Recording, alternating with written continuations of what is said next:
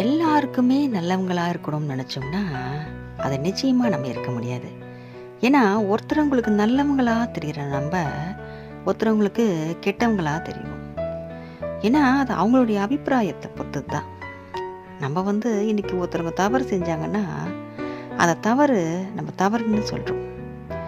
அந்த தவற அவங்க புரிஞ்சிக்காம நம்மள கெட்டதா நெனச்சாங்கன்னா, அதுக்காக நம்பளும் அந்த தவற சரின்னு சொல்ல முடியாது இல்லையா?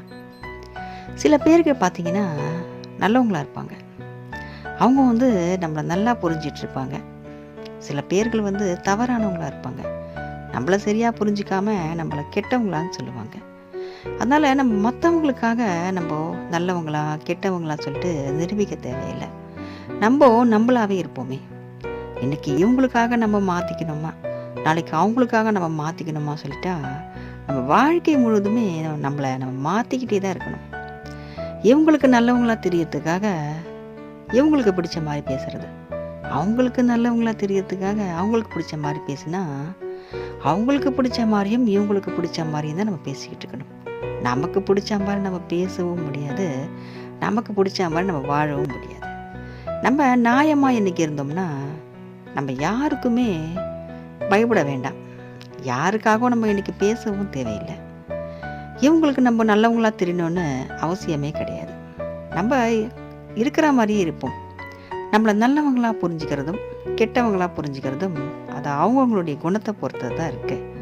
அதனால நம்ம மற்றவங்களுக்காக நம்ம இன்னைக்கு நல்லவங்களா காட்டிக்கணும். நம்மள அவங்க புரிஞ்சிக்கவே மாட்றாங்க. எவ்வளோதான் சொல்லி சொல்லி புரிய வைக்கிறதுன்னு சொல்லிட்டு நம்ம இன்னைக்கு ஓட வேண்டாம். ரொம்ப கஷ்டப்படவும் வேண்டாம்.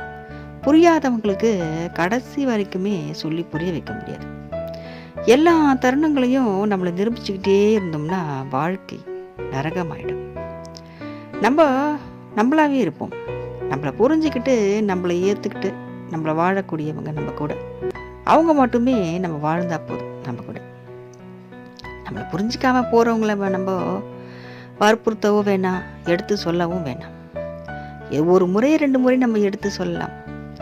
வாழ்நாள் முழுதுமே நம்ம எடுத்து சொல்லிக்கிட்டே இருந்தால், எடுத்து சொல்லிக்கிட்டே இருக்கிறதுலே வாழ்க்கை முடிஞ்சு போயிடுங்க. அதனால் நம்ம யாருக்காகவும் நல்லவங்களா தெரிய வேண்டாம்.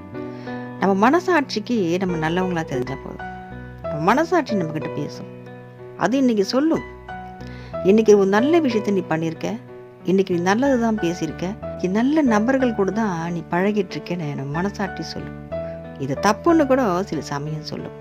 அதன்படி நம்ம நடந்தோம்னாலே நம்ம வாழ்க்கையும் சிறப்பாக இருக்கும், நம்ம மனசும் நிம்மதியாக இருக்கும்.